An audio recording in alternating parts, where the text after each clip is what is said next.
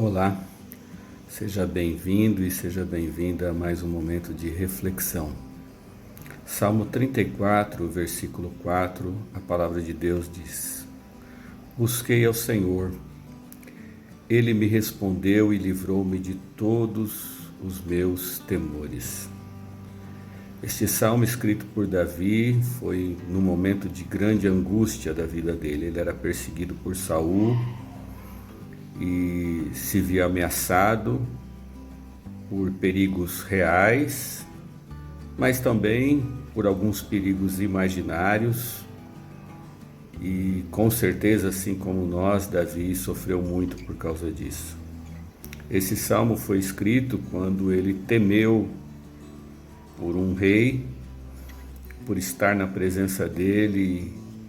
E na cabeça de Davi, nós não sabemos se esse perigo era real ou não. Ele suspeitou que aquela circunstância poderia ser o fim da vida dele. Então Davi se finge de louco, começa a babar, arriscar as portas e tudo, e o rei manda ele embora. Ele consegue se livrar daquele perigo. Acredito que, passado o susto, ele escreve esse salmo lindo, que é o Salmo 34, que vale a pena a gente ler.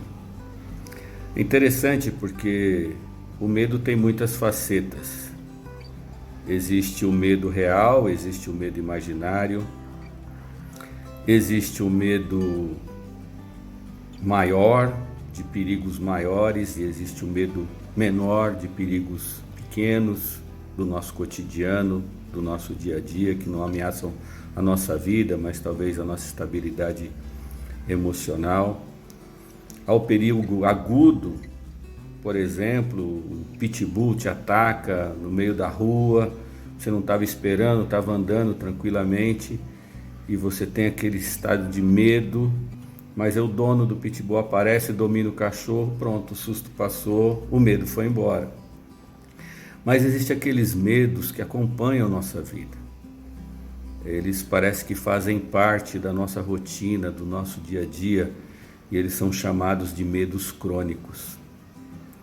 Mas em toda a palavra de Deus há dezenas de vezes a expressão não temas, não tenha medo. Na verdade, é no Evangelho de Jesus que nós entendemos que todos os medos e todos os perigos são relativos, porque aquilo que nós temos de mais precioso, que é a nossa vida, ninguém pode tirar, porque ela foi comprada por um alto preço, por Jesus, que nos deu a vida eterna.